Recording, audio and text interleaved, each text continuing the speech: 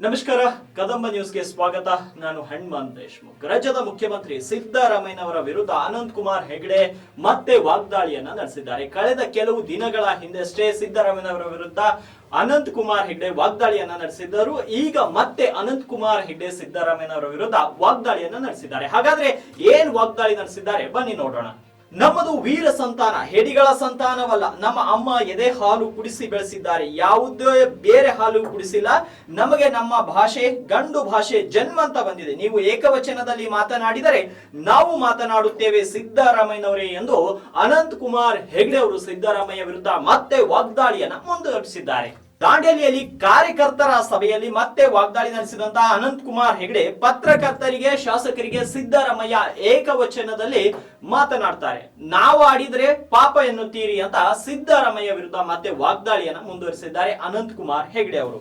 ವಿವಾದ ಇಲ್ಲದೆ ಯಾವಾಗಲೂ ಲೀಡರ್ ಆಗಲ್ಲ, ಹೆದರುವವರು ಲೀಡರ್ ಆಗುವುದಿಲ್ಲ ಎಂದು ಹೇಳಿದ್ದಾರೆ. ಬಳಿಕ ಮಾತನಾಡಿದ ಅವರು, ಸ್ವಾತಂತ್ರ್ಯ ನಂತರ ಬಂದವರು ಜಾತಿ ಹೆಸರಿನಲ್ಲಿ ಒಡೆದರು. ಕಾಂಗ್ರೆಸ್ ಮಾಡಿರುವ ಅನ್ಯಾಯ ಒಂದೆರಡು ಅಲ್ಲ, ಹಿಂದೆಯಿಂದ ಬಂದು ಹಿಂದೂಗಳನ್ನ ಕಾಂಗ್ರೆಸ್ ಒಡೆಯಿತು ಎಂದು ಉತ್ತರ ಕನ್ನಡ ಸಂಸದ ಅನಂತ್ ಕುಮಾರ್ ಹೆಗಡೆ ಅವರು ಹೇಳಿದ್ದಾರೆ. ನಮ್ಮದು ವೀರ ಸಂತಾನ, ನಮ್ಮದು ಹೇಡಿಗಳ ಸಂತಾನ ಅಲ್ಲ. ನಮ್ಮದು ವೀರ ಸಂತಾನ. ನಮ್ಮಮ್ಮ ನಮಗೆ ಎದೆ ಹಾಲು ಕುಡಿಸಿ ಬೆಳೆಸ್ಯಾಳೆ.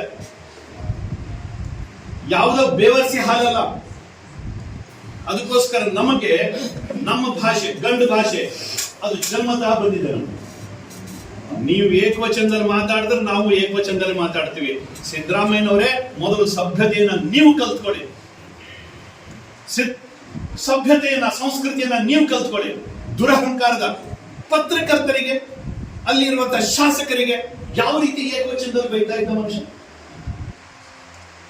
ನಮ್ಗಾಗಲ್ವಾ? ನಮ್ಮ ಹತ್ರ ತಾಕತ್ತಿಲ್ವಾ? ಇವತ್ತು ನಾವೇನೋ ಹೇಳಿದ್ರೆ ಅಯ್ಯೋ ಪಾಪ ಪಾಪ ಪಾಪ ಅಂತಾರೆ. ನೀವು ಮಾಡಿದ ಸರಿ ಅಂತ ದಯವಿಟ್ಟು ಟಿವಿಯಲ್ಲಿ ಚರ್ಚೆ ನಡೀತಾ ಇದೆ, ಅದು ನಡೀತಾ ಇದೆ, ನಡೀಲಿ.